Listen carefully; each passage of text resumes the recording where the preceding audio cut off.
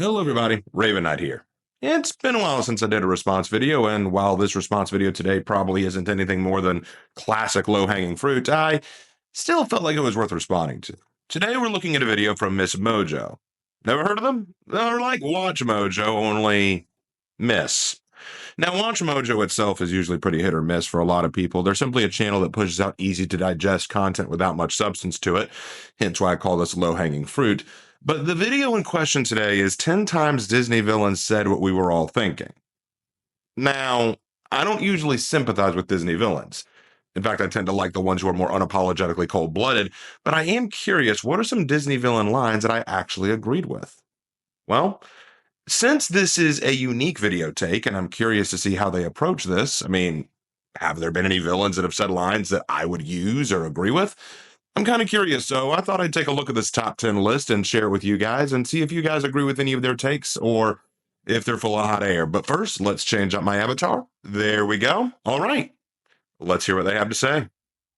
No owners means no heartbreak. Welcome to Ms. Mojo, and today we're counting down our picks for the times Disney's villains spoke for us all. You've heard of the golden rule, haven't you? Whoever has the gold makes the rules. Number 10. The real power in this world ain't magic, it's money. Buckets of it. The Princess and the Frog. Disney is perhaps why many of us grew up believing in magic in the first place, so to hear that even they didn't really believe in its power was quite earth-shattering. Well, until we grew up and learned what really makes the world go round. Now y'all gotta get hitched, but hitching ties you down. You just want to be free, hop from place to place. But freedom takes green. Now, don't get us wrong. We certainly don't condone Dr. Facilier's scheme here, but we get where he's coming from. Those with fuller bank accounts tend to have more pull in this world, while those on the lighter end can often find themselves denied basic necessities, let alone luxuries. You and I both know the real power in this world ain't magic. It's money. Buckets of it. That's true. Whoever said money doesn't buy happiness clearly had enough of it to live a comfortable life. Aren't you tired of living on the margins? While all those fat cats in their fancy cars don't give you so much as a sideways glance. Yes, I am. So, no, I don't really agree with the line being said here. In fact, the entire message of the movie, The Princess and the Frog, was that money, riches, and fame aren't real power at all, but rather love is the real power. Naveen, the prince, despite having wealth and fortune, had no skills, no actual meaning to his life beyond just jumping from one fad to the next, and that left him soulless, empty, and without really real direction. He even admitted that despite living a very privileged life and having it very good for himself, he realized after a while that he was a nobody. He had nothing. He had no skills, no direction, no motivation. He was kind of empty. Once everything was taken away from him and he became a frog and he saw the world with a new set of eyes, he realized what he really needed was love.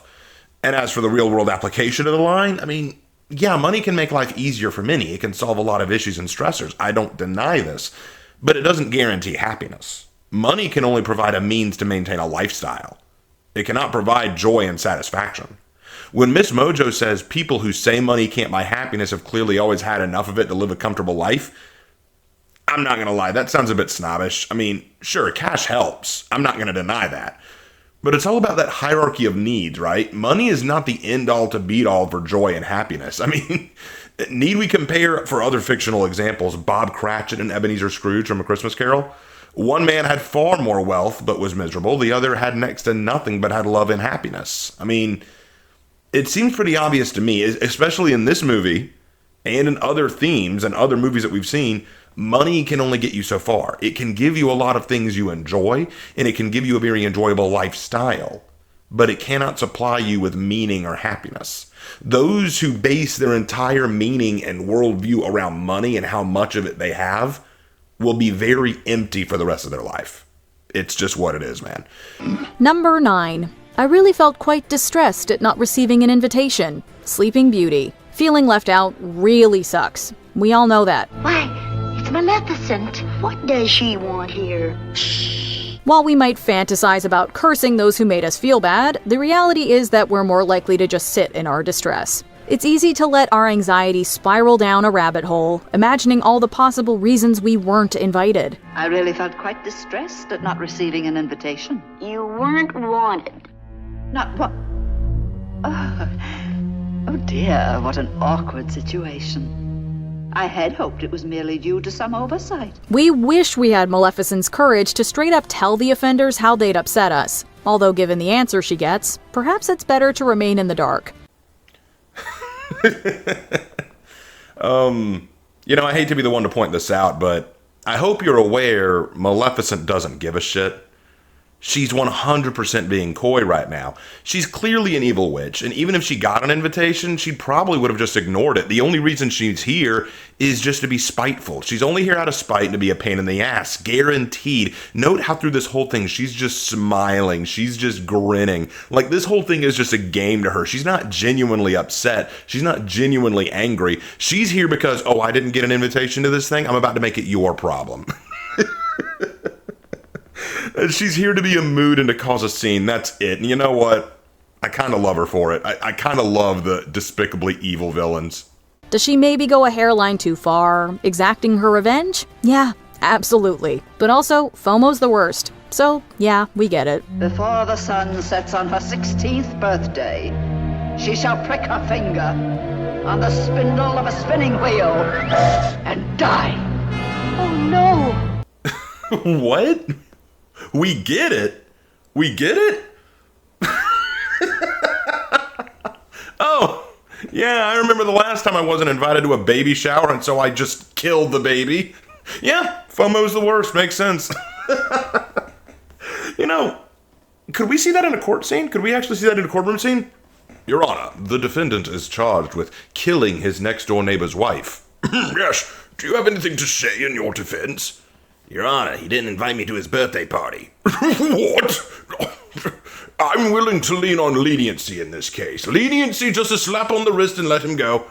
But, Your Honor, he just killed a man's wife. He killed someone. It's homicide. Well, yes, but he wasn't invited to a birthday party. Look, what he did was wrong. But was it really wrong when you think about it? I can't believe you actually made that argument, Miss Mojo. I can't believe you actually said that. Did she go a little too far? Yeah, but we get it. If you honestly sympathize with a woman cursing a baby to die in the future because you didn't get invited to a baby shower or a birthday party, bro, you got issues. You got some real issues.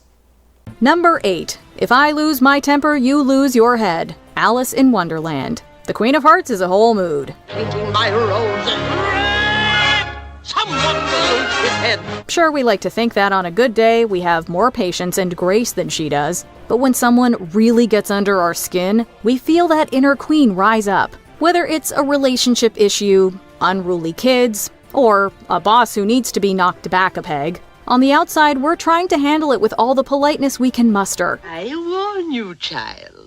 If I lose my temper, you lose your head. Understand? But inside, we're turning as red as the queen, holding back the urge to explode like volcanic lava. By now, we've all perfected the more politically correct way of sharing the queen's sentiments, but deep down, we're raging just as hard. What were you saying, my dear? Well, she simply said that you're a fat, pompous, bad-tempered old tyrant. I don't know. I mean, kinda. I do get the idea of getting angry and angry with someone who keeps pushing your buttons, but the thing about the queen is she didn't just get angry with someone who was giving her a hard time. She was perpetually angry. Like the whole point is that she's always spoiled, angry, and entitled and loses her temper over very minor things. And if that's something you can relate to, again, that might be a problem you have. Here's the thing. You gotta understand, I get getting angry, you get angry at people like at work or in your life or in your family. They just push your buttons, grind your gears. They really get under your skin, and yeah, you're boiling over underneath.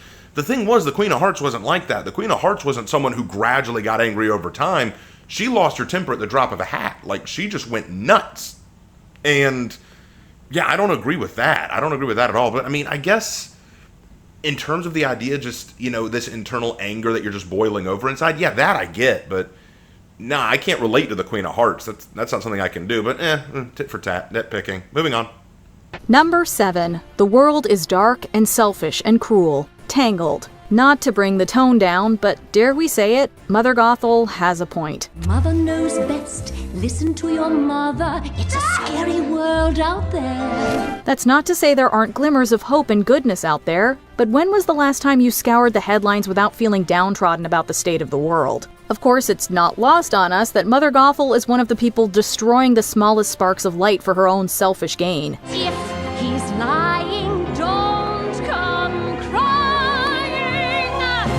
Mother knows best. We don't want to say Mother knows best, but in this case, we'd have to concede she kinda does. Still, it reminds us to fight harder for those rays of sunshine and not let villains plunge us into total darkness. The world is dark and selfish and cruel. If it finds even the slightest ray of sunshine, it destroys it. Actually, I kind of 100% agree with that statement. In context, I would acknowledge that when Mother Gothel says this here, she's clearly trying to manipulate Rapunzel, and the whole point of the movie was that Rapunzel had to learn the truth about the world by going out and experiencing it. In context of what Gothel was saying, she's saying the world is cruel, therefore don't go out into it or interact with it. And that I disagree with. But without that context, yeah, the world is not a pretty place all the time, and there are many who want to hurt you or just ruin your day. And that's sad, but it's what it means to live in a fallen world. Just play a multiplayer game or look at the news sometime and you'll see, yeah, there's some pretty effed up shit out there.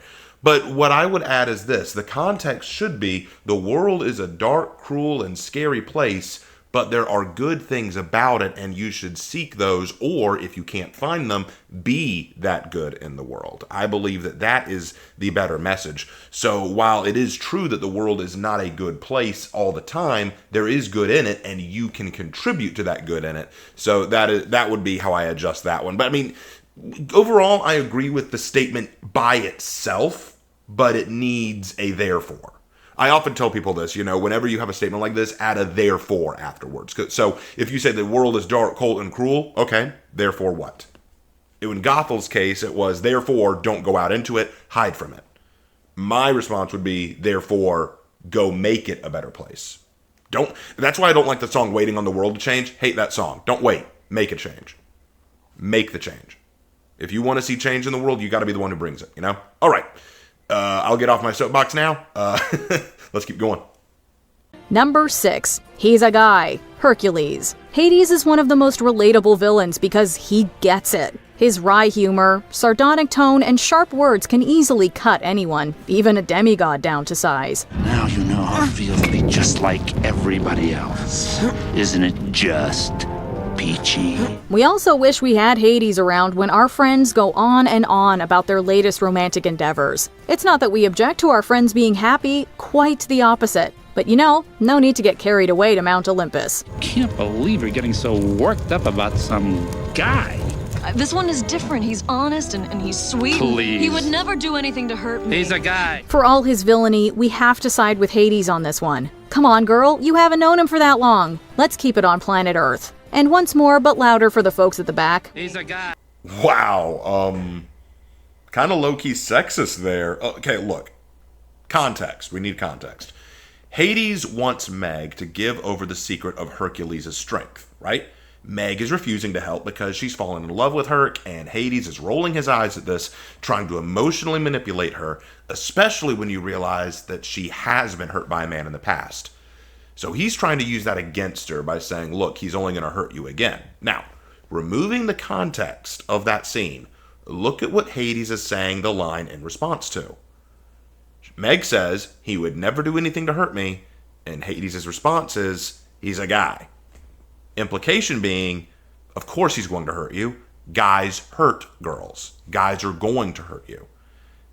As if to say it's just going to happen.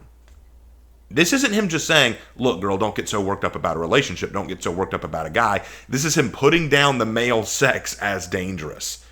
And of course, okay, guys, obviously we know he's not being genuine. He's just emotionally manipulating Meg. But that still doesn't change anything for me in terms of what's being said. I don't agree with him because, hey, I'm a guy.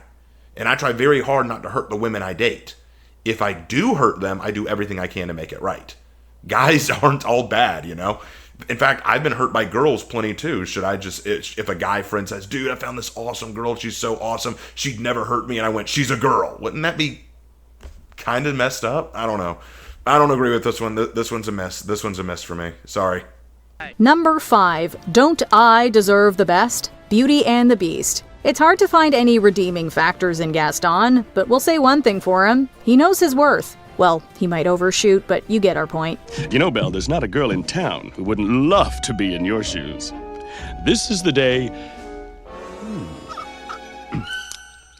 This is the day your dreams come true. If there's one thing we can all take away from this egotistical bad boy, it's that. We live in a world where self-confidence is often seen as conceited, so many of us prefer to keep our heads down than celebrate what makes us great. No one's got us well cleft in his jib like Gaston. As a specimen, yes, I'm intimidating. I wanna go to Gaston. We almost can't believe we're saying this, but we should take a leaf out of Gaston's book, not that he could read it, and never feel shame in reminding ourselves that we deserve the best and should never settle for anything less. The most beautiful girl in town. I know, but... That makes her the best. And don't I deserve the best? Well, of course, I mean, you do. Okay, did you... Hold on, I need a minute. Did you watch the movie? Or are you just genuinely stupid? Okay. Mojo, whatever you want me to call you, do you realize what you're saying? Nah, think about this. Do you actually know what you're saying? Guys, think very carefully about what was just said here. That we should take a leaf out of Gaston's book and recognize that we are totally deserving of the best and never settle for less. Okay. Isn't that exactly what Gaston did? And how'd that work out for him? You know, he only harassed a girl who wasn't interested in him, falsely accused her father of insanity just to get him locked up as a means of blackmail, and then going out to slay an innocent beast just to remove him from Belle's life. All so that he wouldn't settle for less and because he thought he deserved the best. Yeah, a totally valid attitude to take. You know what, let's not even settle with that. Let's break this down piece by piece. The first thing Mojo says is that in today's society, self-confidence is seen as conceited, and as a result, we tend to keep our heads down instead of what makes us great. Okay, several problems with this first assertion. Firstly, Gaston never thought that he was anything less than the best, so we can't even relate to him on that note. Second, confidence and arrogance are not the same thing. I agree with that, but most people can tell the difference. Most people are able to distinguish the two. Confidence is admirable. Arrogance is annoying. Hence why Gaston is the villain to us in the movie, because he's not confident, he's arrogant. The fact that Mojo actually assumes we could learn how to embrace our own self-confidence from Gaston is actually hilarious, as it makes us out to be the very people singing his praises in the bar during the song. We're glazing Gaston because of how awesome he is, when his whole problem is that he's too full of himself. He's an arrogant, self-entitled blowhard, and that's not a good thing. Why on earth do you think Gaston's behavior and arrogance is something we should look up to? Why do you think that? We shouldn't like it. It's wrong. It's bad. We shouldn't admire who Gaston is and how he behaves. Next, continuing, we should take a page out of his book and not feel ashamed in reminding ourselves that we deserve the best and we should never settle for anything less. Again, I know I said this earlier, but this misses the point of Gaston's character, and it's simply dangerous advice. I'm about to shatter some minds here, but you do not deserve the best by virtue of being. People who walk around acting like they're entitled to the best of everything are usually the people we end up disliking because they come off exactly as you described. Conceited. Confidence does not mean you're entitled. It means you don't back down easy and you have awareness of your own strengths and weaknesses. I'll give you an example from an anime that I love, Monkey D. Luffy from One Piece. He's a confident guy, but he's not arrogant. You see, in the scene where he explains to Arlong why his crew relies on him, he reveals he knows he can't fight with a sword. He can't cook. He can't navigate. He can't do any of the specific things his crew can do well. He's not a doctor, he's not a cook, he's not a swordsman, he's not a navigator, he's not a sharpshooter. He can't do what his crew does, and that's why he needs them. But they rely on him because he's strong enough to defeat their obstacles and break them free from their chains and their shackles. That's confidence. If Luffy was an arrogant blowhard like Gaston is, he'd claim he could do anything the others could try and demonstrate it. Usually we call these Gary stews. A part of having confidence is actually knowing your limitations but not slowing down or you don't have any fear to overcome them. Having confidence means that you look at an obstacle and say, yep, that's a tough obstacle, but I'm sure I can overcome it. That's confidence. But pretending you have no limitations is the definition of arrogance. Like, it's the difference between these two phrases. This is a difficult challenge, but I'm up to it. That's confidence. You call that a challenge, I'll ace it no problem. That's arrogance. People can tell the difference.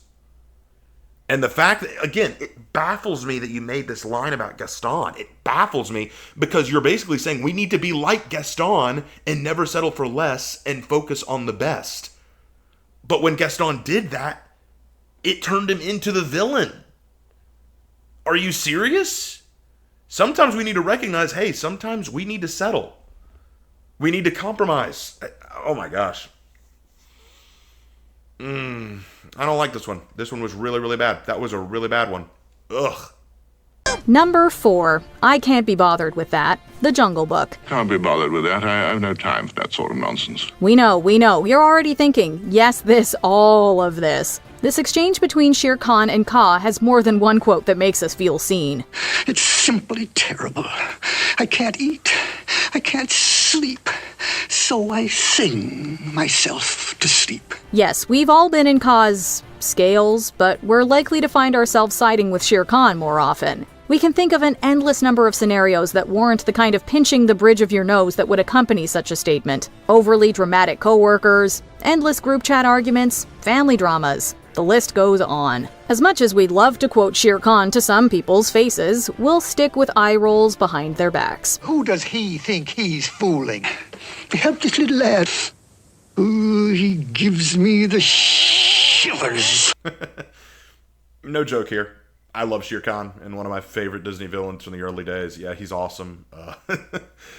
I like the line too. I'd use it too. I can't be bothered with that right now.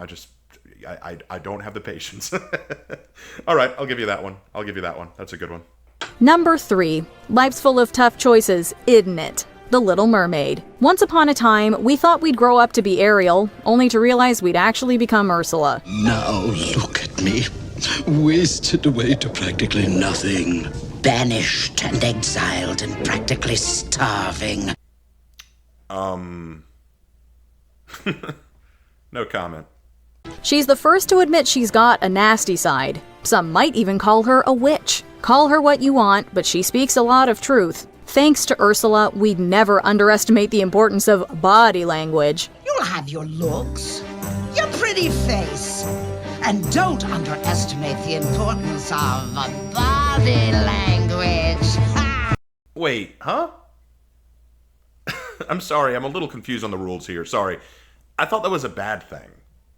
No. See, here's the thing. Ursula is explaining that Ariel doesn't need her voice to win over Eric. Instead, she's hot and can flaunt her body, so use her sex appeal. Isn't that what a lot of people are against these days? I thought the whole movement of today is not to treat women as sex objects. I remember doing a response video to Cracked where they criticized Jasmine for using sex appeal to distract Jafar. They criticized her for that. What's right here? Is body language now good and empowering, or is it sexist and wrong?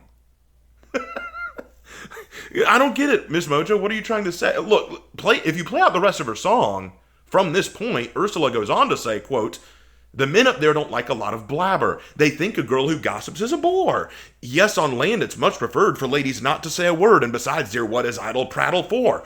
Come on, they're not all that impressed with conversation. True gentlemen avoid it when they can, but they dote and swoon and fawn on a lady who's withdrawn, and she who holds her tongue who gets the man." And don't blame me for knowing that song by heart. I know all the Little Mermaid songs by heart. I love Disney, okay? I grew up on the Disney classics, sue me. But the whole point of this song, this part of it anyway, is to encourage Ariel that men prefer women not to speak and to just look pretty and withdrawn. Isn't that a sexist notion nowadays? I mean, don't get me wrong, I find Shai and Demure adorable. There's a reason why characters like Hinata from Naruto get a lot of fans. But I guess I just don't know the rules anymore. Are we encouraging girls to win over guys with their bodies? Or are we encouraging them to win over guys with their personalities and who they are? Is sex appeal a good thing or a bad thing? See, the way I personally view it is I think there's a very nice middle ground. I think we should value beauty. I think that women are beautiful. God made them to be beautiful, and we should acknowledge beauty. We should acknowledge, respect, and admire beauty. And women should respect themselves enough to try to be beautiful. I agree with that. But on the other hand, I also think that we should love women for who they are. Loving a woman only for her looks is not loving a woman for who she is, and I think that's a problem. I think it's a middle ground. Admire, respect, and love beauty, but love and respect the person behind the beauty as well. I think there's a middle ground, but I'm confused by the message that the modern world is trying to push. Are we against women using their bodies for sex appeal, or are we for it? I don't know. I don't know. Someone explain the rules to me. I don't know. When Ariel faces a crucial decision, give up her life under the sea or lose the guy she's infatuated with, Ursula hits her with a much-needed dose of reality. Whether it's choosing between cooking or getting takeout or making some big life-altering decision, honestly, she is preaching to the choir. I'll never be with my father or sisters again. That's right. But you'll have your man. Life's full of tough choices, isn't it? I mean, for sure. I mean, yeah, I agree with the line. Even in context, Ariel has a very difficult choice to make, and yeah, neither one is an easy one. You're giving up something big, but if I'm being honest, that's kind of one of my big problems with the film. Don't misunderstand. I adore this movie. There's so much seriously wonderful about it. It's fantastic. But one problem I do take is, in the end, Ariel does get everything she wanted without any real consequences. She gets to have human legs. She gets to have Eric. She gets her life on land. She doesn't lose her father or her sisters. They totally accept her decision, even bless her marriage. Nothing is lost or sacrificed. Hell, she nearly dooms the entire ocean to the mercy of a powerful sea witch, and she still gets everything she wants in the end. I mean, don't get me wrong, it's supposed to be a happy ending, and that's what original Disney was all about, but I think there would have been something far more real about this being a difficult decision that had consequences in the end, but no, with the context removed, it's still a good line. So yeah, I'll give you this one too. Like, it's a good line, and I've used it before. I've said, legitimately, I have said, life's full of tough choices. It's good. It's a good line. All right, moving on. Number 2. Well, I suppose there's time for dessert. The Emperor's New Groove. If you can't relate to this statement, then sorry, we don't think we can be friends. A few drops in his drink, then I'll propose a toast, and he will be dead before dessert. Which is a real shame, because it's going to be delicious. If Yzma can accidentally turn the Emperor into a llama and then plot to dispose of the evidence and still find time for dessert and a cup of coffee, then you can too. We live in a world where everything is made to feel urgent, although that is very rarely the case. So you're no spring chicken, and I mean that in the best possible way. What? A llama? He's supposed to be dead! Yeah, weird. In fact, we encourage you to share this quote far and wide to remind everyone that there is almost always time for dessert. Just think how much better you'll feel after, too. Go ahead, you deserve that treat. The world can wait. This is kind of important. How about dessert? Well, I suppose there's time for dessert. And coffee. All right, a quick cup of coffee. Then take him out of town and finish the job. I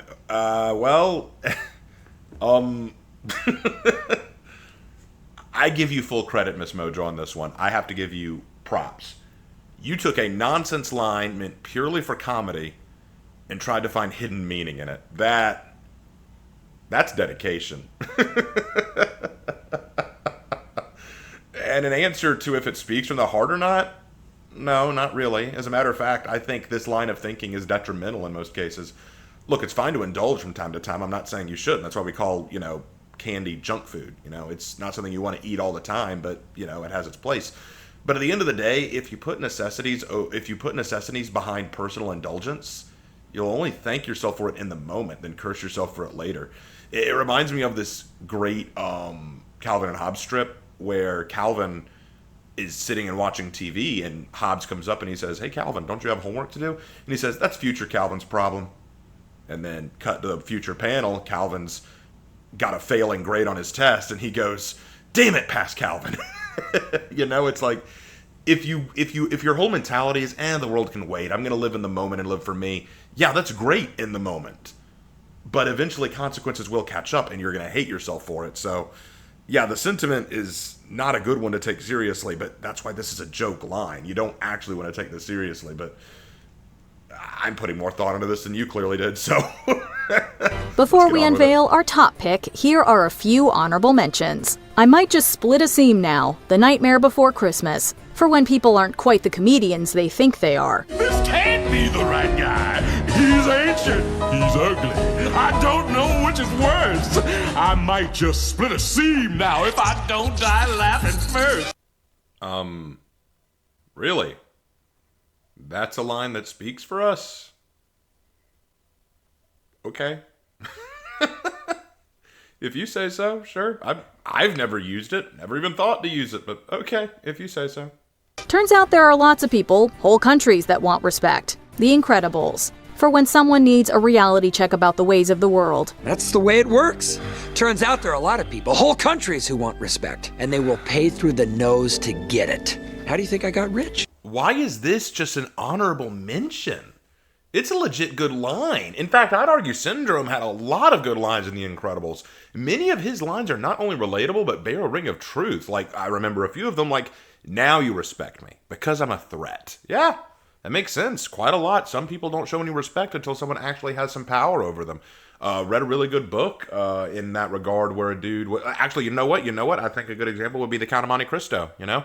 No, you didn't expect the main character until suddenly he became the Count, you know? Something like that. Or another good line, "You're weak and I've outgrown you." I think that's a good one. You look up to someone, you really look up to someone until you realize their faults, that they make a lot of mistakes, that they're not worth looking up to, so you outgrow that idol worship.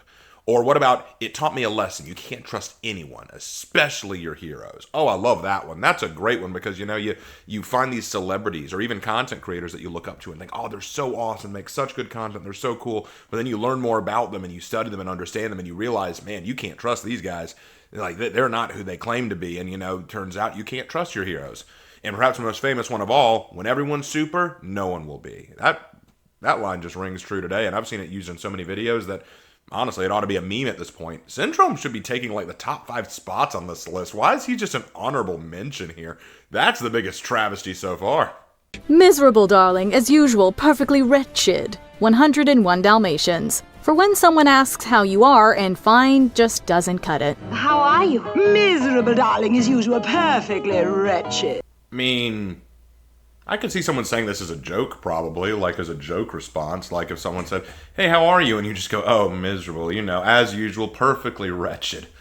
But, you know, I don't think I would ever hear someone say wretched. I'm American. And it's weird. In America, I very rarely hear anyone use the word wretched to describe anything. It's kind of strange. Like, I wonder why. I mean, I hear it more often in British shows or movies or books. Do we just not say wretched that much in the States? I don't know.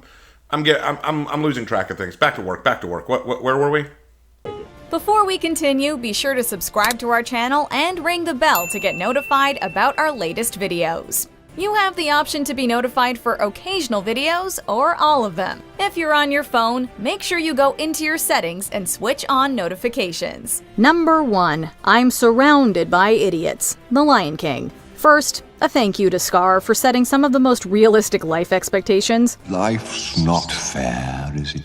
We're not saying his words turned us into pessimists, but keeping expectations low sure makes the golden moments shine brighter. Still, there are those moments when frustration peaks, and you can't help but mutter, "I'm surrounded by idiots." Whether it's group projects where no one's pulling their weight, individuals who should really embrace the art of silence, or people who stop dead in their tracks to send a message in the middle of the street, you've probably got your own list by now. Perhaps one of the most unfair parts of life is the mental energy it takes not to say what we're really thinking. Temper.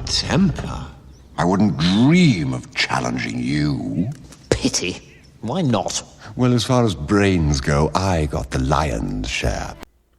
Okay, no problems with that at all. I 100% agree. I have used that line many times. I have just, I'm surrounded by idiots. The other famous one from Scar that I've used is, life's not fair, is it? Jeremy Irons' Scar is just peak. I love it. It's so good. And yeah, I do think he has a lot of really good lines, including that one. Actually, funny story. The Lion King was the very first movie I ever saw as a little kid, and I memorized it. I fell in love with that movie. My dad and I used to play a game when we were in the car driving anywhere. We play a game called I Know One, where one of us would have to say a line from the movie, and the other would have to say the line that followed it. So if I said, I would never dream of challenging you, Dad would have to say, pity, why not?